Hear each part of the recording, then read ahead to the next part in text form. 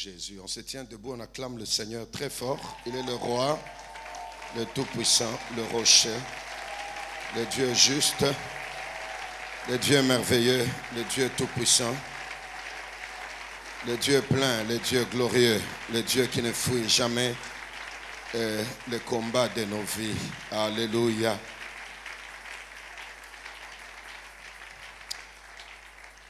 Seigneur, à Gethsemane, tu as dit, Abba Père, toutes choses te sont possibles. Ce matin, dans nos Gethsemane, nous sommes venus crier et reconnaître que tu es notre source et que tout est possible. Change l'histoire de quelqu'un, bénis quelqu'un, transforme, amène les résultats. Ah oui, Seigneur, nous avons toujours dit dans cette maison, les résultats encouragent. Que dans cette prière, que l'exaucement encourage quelqu'un. Parle à nos cœurs et parle à nos cœurs. Au nom de Jésus, Amen. Shalom Église et que Dieu vous bénisse. Bienvenue dans la présence du Seigneur ce matin et que le nom de Yahweh soit glorifié. Merci à Papa Kali qui nous aime, qui nous branche toujours dans ce genre de programme, qui nous fait confiance. Et surtout à notre maman Yvette. Elle est toujours jeune, elle est toujours charmante. Gloire à Dieu. Et ça vaut la peine de le signaler. Apôtre, merci.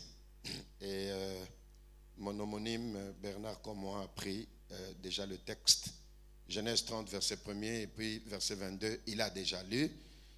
Je voudrais juste ajouter un verset que nous connaissons dans cette maison, certainement.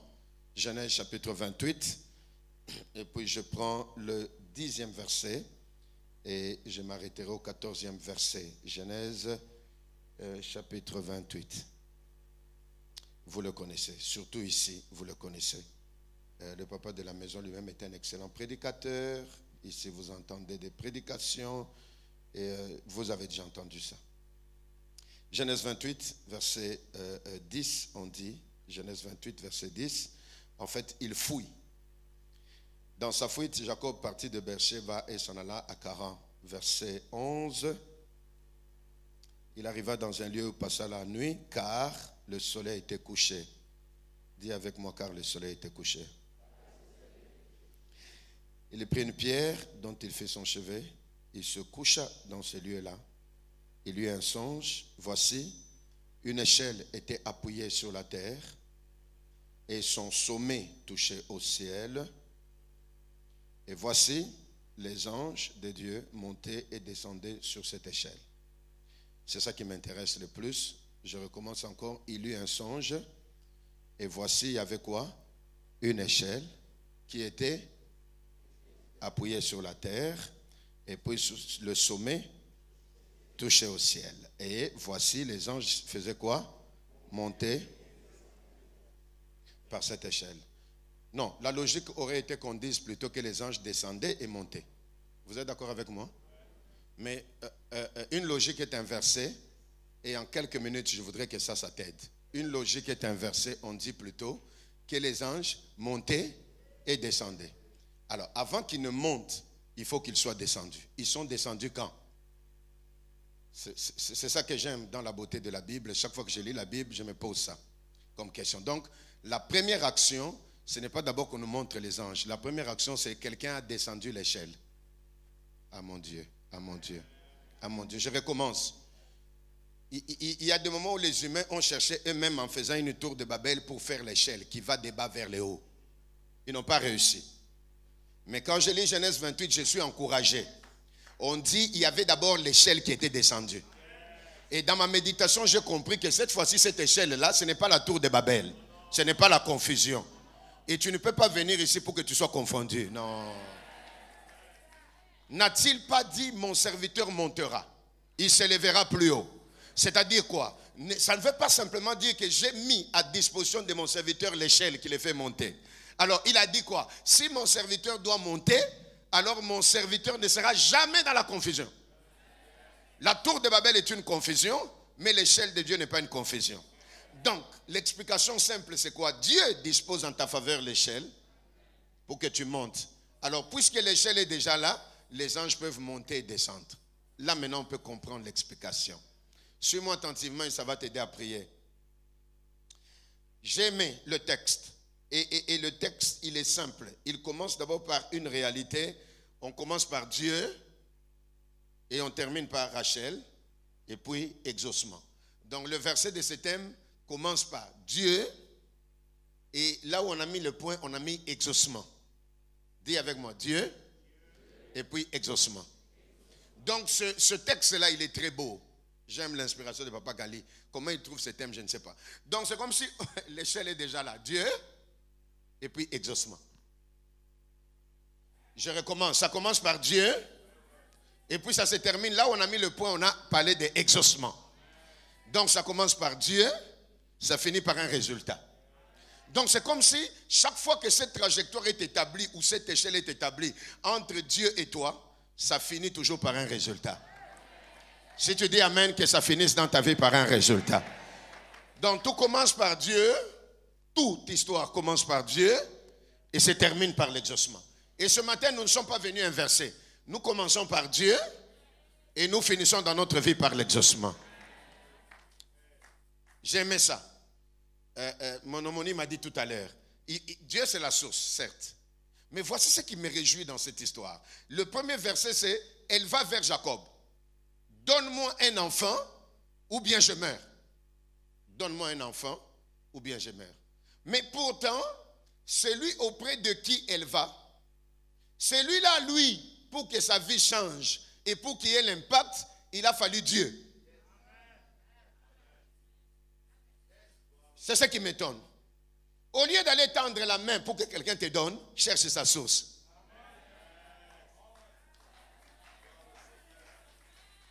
Et si tu dis amen, qu'il ne te donne pas sa main, mais que tu ailles à la source. Parce que voici la vérité. S'il doit te donner, lui, il ne te donnera pas comme la source. Il te donnera en triant, selon son bon vouloir, selon sa volonté, selon ses limitations. Mais si tu vas à sa source, là où lui il a eu, là où l'échelle a permis qu'il soit comme il est, au lieu d'aller vers cet homme, traverse-le. Et ce matin, nous ne sommes pas venus vers un homme. Nous avons traversé tous nos Jacob pour aller là où il y a Dieu. Parce que s'il a fait pour Jacob, il le fera aussi pour moi. Si tu dis amen, qu'il fasse aussi pour toi, ah mon Dieu. Et en se réveillant très tôt le matin comme ça, j'étais en train de me dire, dans ma méditation, j'ai dit Seigneur, on ne te cherche jamais pour rester le même. On te cherche pour que l'histoire et la vie puissent changer. Et vous voyez la beauté de ce texte. Hein? C'est dans le moment difficile, le soleil est en train de se coucher. C'est quand le soleil est en train de se coucher que quand je regarde l'histoire de ce jeune homme, l'échelle est établie. S'il y a un moment le plus important, là où tu as besoin vraiment que Dieu intervienne dans ta vie, c'est quand tout est noir. Je recommence, s'il y a un noir dans ta vie, il n'y a que Dieu qui peut changer ce noir-là. Le soleil s'est couché. Et ce jeune homme avait besoin de l'échelle. Il avait besoin que Dieu établisse ce pont, ce couloir entre le ciel et la terre en sa faveur. Suis-moi bien, tu vas comprendre. Le soleil s'est couché, béni soit Dieu. Mais plus tard, quand il va demander à l'ange de le bénir, un matin comme celui-ci, il a dit, je ne te laisserai pas partir à moins que tu me bénisses. Cette fois-là, ce n'était pas la nuit. C'était au lever de l'aurore, le matin. Ah oui, oui, oui. C'est pourquoi bibliquement, il y aura un soir, il y aura un matin. Alors le jour sera complet dans ta vie. Je prie et je supplie le Seigneur. Si tu as vu la partie du noir, ce n'est pas un problème. Au moins ce matin, par ta prière, l'échelle peut s'établir. Et ta vie ne finira pas que dans le soir, ça finira un matin et ton nom sera changé.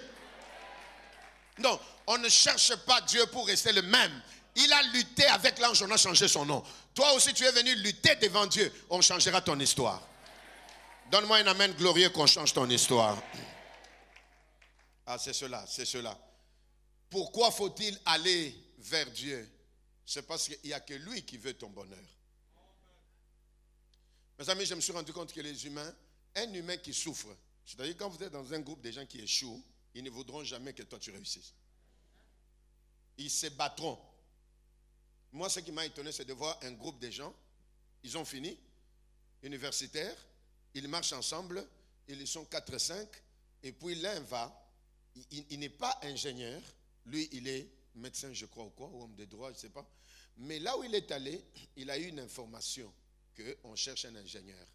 Mais il n'a pas dit à son ami. Pourtant, ils sont ensemble. Voici le problème. Que je lui dise qu'il quitte notre cercle.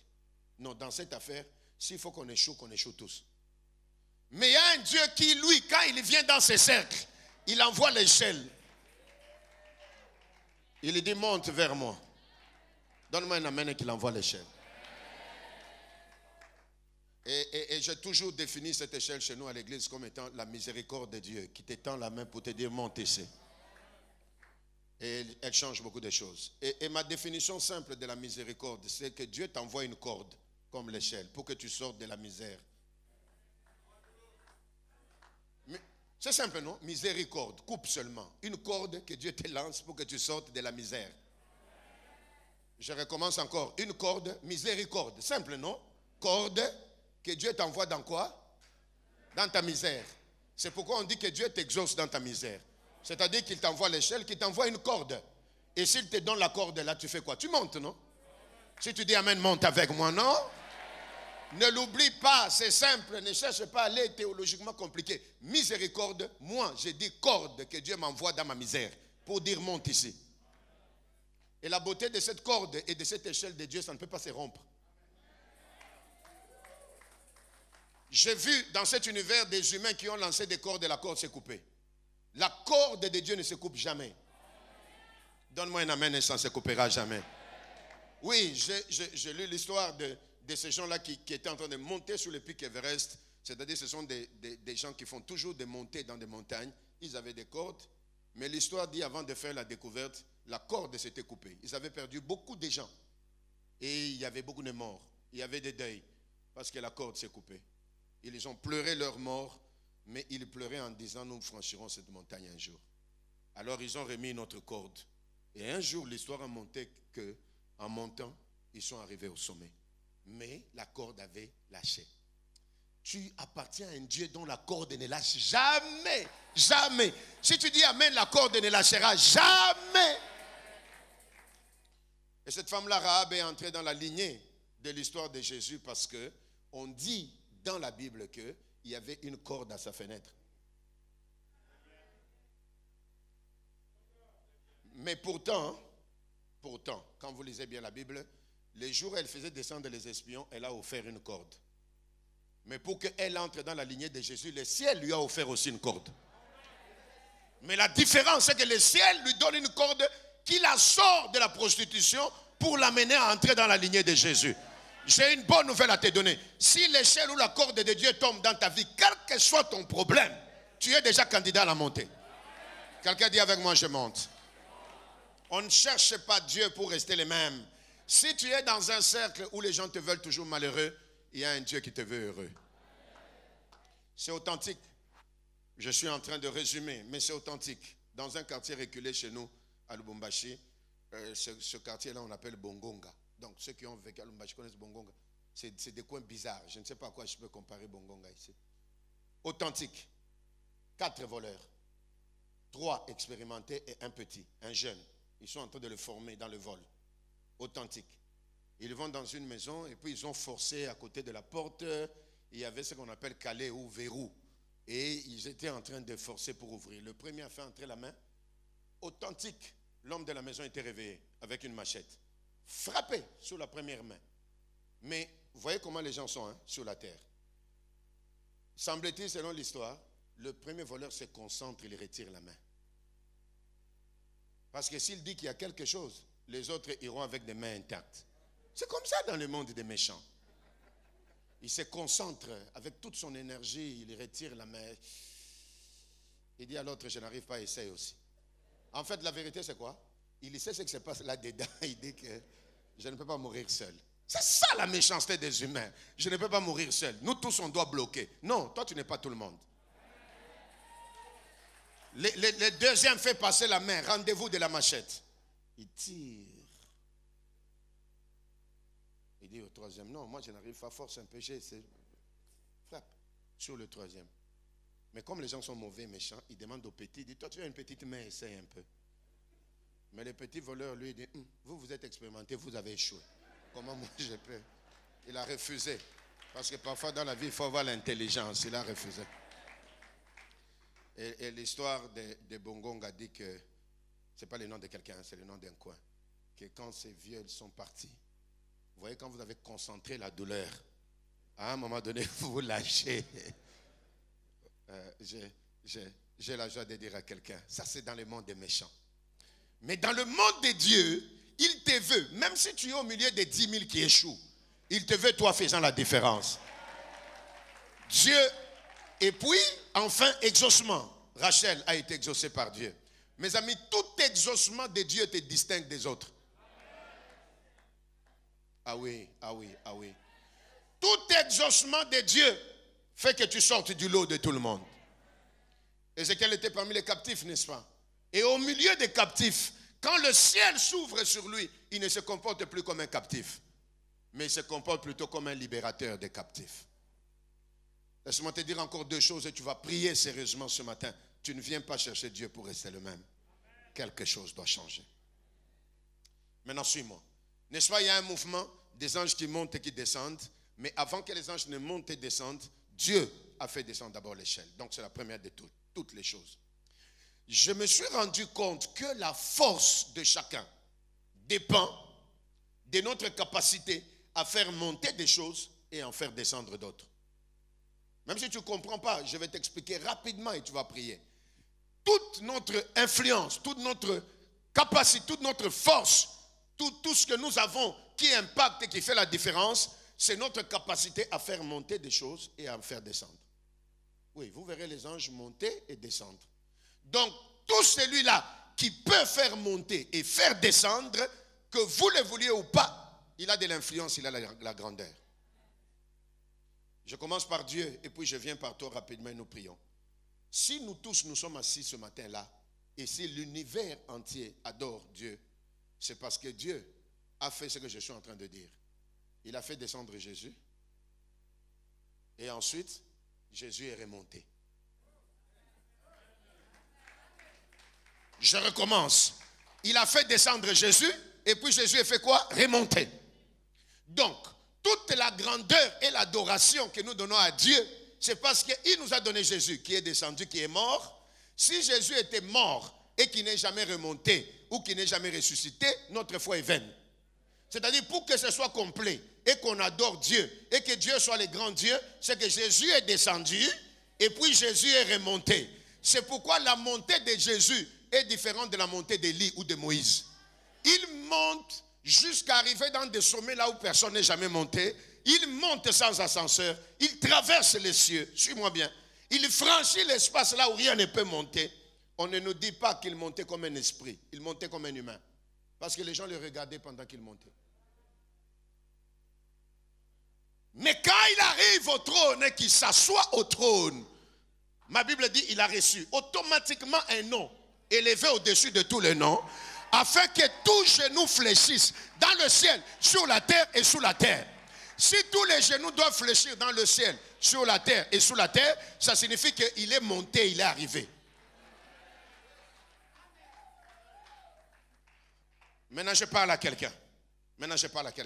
Les grandes nations, et je vais finir en quelques 7-8 minutes, les grandes nations qui influencent le monde d'aujourd'hui, c'est parce qu'ils ont la capacité de lancer des satellites. Ah oui, ton influence dépend de ce que tu lances et en retour de ce qui descend. Je recommence. Ils lancent dans les hauts des satellites et ils contrôlent le monde. Ils influencent le monde par ce qu'ils ont lancé. Et en retour, ils prennent des photos, ils contrôlent et plus grave, ils connaissent même nos milieux plus que nous-mêmes à partir de ce qu'ils ont lancé. Vous le savez bien? Ok. Maintenant, tous ces petits sorciers dans nos familles qui pensent être plus puissants que nous, ils viennent avec le même principe. Ils ne lancent pas des satellites, ils lancent des antennes pour nous contrôler, afin de nous démontrer qu'ils sont forts. Mais leurs antennes montent, arrivent à un niveau, s'arrêtent. Dis avec moi, ça s'arrête. Dis avec moi, ça s'ébrouille. Dis avec moi, il y a la confusion. Maintenant, ça arrive, les antennes là contrôlent tout le monde dans la famille. Mais quand il s'agit de toi, l'antenne s'ébrouille. Maintenant, il se pose la question, mais comment l'antenne s'est brouillée sur sa vie? Nous avons contrôlé tout le monde, mais lui, nous ne l'avons pas contrôlé. L'antenne s'est brouillée. Ah, j'annonce à quelqu'un, les antennes vont se brouiller sur ta vie. Si tu dis un amen, bien qu'il en soit ainsi. Ah, je vais voir un champion, je vais voir un vainqueur. Si tu dis amen, bien. Maintenant, voici par là où je vais finir. Qu'est-ce qui fait que leurs antennes se brouillent quand il s'agit de toi? C'est parce que toi, tu as la capacité aussi de faire monter des choses. Ah, c'est là qu'il fallait dire amen. Les Américains montent des satellites qui s'arrêtent quelque part. Mais toi, tu montes des choses qui traversent toutes les zones là. Ah, quelqu'un se pose la question, mais tu fais monter quoi? Tu fais monter quoi? Tu fais monter quoi? La réponse est simple. Jour après jour, tes prières montent et traversent les cieux. Celui qui a dit amen, que sa prière monte et traverse les cieux. Celui qui dit amen avec assurance que ta prière monte. Ah, tu as eu raison de dire amen en te tenant debout. Tu as eu raison de le faire comme ça. Maintenant, j'ai fini en te disant ceci. Écoute-moi bien, écoute-moi bien. Et ta prière, et tes offrandes montent et traversent. Maintenant, quand l'antenne de la sorcellerie vient, l'antenne se rend compte que toi, tu as une antenne plus que leur antenne. Ils regardent leur antenne, ils te regardent. Il dit, mais tu es mystique. Tu n'es pas mystique. Tu fais monter la prière. Tu fais monter les offrandes. Tu fais monter des sacrifices. Et ça monte pourquoi? Parce que celui-là à qui tu appartiens, il a percé. Il t'a laissé un couloir. Et en te laissant un couloir, ta prière peut monter dans le couloir. Ah! Et quand ta prière monte dans le couloir ne se ferme pas. L'exaucement descend aussi dans les couloirs. C'est comme ça que qu'on le veuille ou pas, tu auras plus d'influence que les autres. Parce que tu peux faire monter des choses et tu peux faire descendre des choses. Je recommence, tu peux faire monter la prière et tu fais descendre un mariage. Ah, tu peux faire monter la prière et tu fais descendre la bénédiction. C'est ça toute ton influence. C'est ça ta grandeur. Et c'est ça la différence. Donne-moi un bon amen parce qu'on va prier. Bonne nouvelle pour toi. C'est que pendant que tu fais descendre des choses là, même si tu n'as pas encore vu l'enfant là qui est descendu, mais au moins il y a une voix qui descend toujours d'abord. Aïe, aïe, aïe, aïe, aïe, aïe. Le ciel s'ouvre, la voix se fait entendre. Celui-ci est mon fils bien-aimé. C'est-à-dire c'est la génération de personnes qui ils font monter quelque chose et ils font descendre quelque chose. Même si ce mariage-là n'est pas encore descendu, mais la voix a précédé ce mariage. Une voix crie à haute voix et dit libérer son mariage. C'est un ordre qui vient d'en haut. Et vous connaissez le principe. Tout ordre qui vient de la hiérarchie en haut ne peut que s'exécuter sur la terre. Laisse que Dieu donne un ordre en ta faveur par le même couloir. Si tu dis amen, qu'il donne un ordre pour ton mariage, donne un ordre pour ta santé, donne un ordre. La voix s'est fait entendre. Et quand je venais ce matin, je disais, à la lumière de Matthieu 3, je disais, Seigneur, merci pour cette voix. La voix a dit, celui-ci est mon fils, celui-ci est mon fils, celui-ci. Alors quand je dis, ah Seigneur, s'il y a de celui-ci, c'est qu'il y a de celui-là. Moi, je ne suis pas dans celui-là, moi je suis dans celui-ci. C'est comme ça qu'on dira, celui-là n'a pas réussi, mais celui-ci a réussi. Ah, tu es la génération de celui-ci. Si tu dis amen, sois dans celui-ci, pas dans celui-là. Ce n'est pas ton problème les autres. Que les autres ratent, ce n'est pas leur problème, mais toi c'est celui-ci. La voix a dit à haute voix, celui-ci est mon fils. Et je peux entendre une voix qui parle au ciel. Si la voix de Dieu fait enfanter les biches, et si cette femme-là, son problème c'est enfanter, c'est que pour qu'elle enfante, il faut qu'une voix sorte du trône.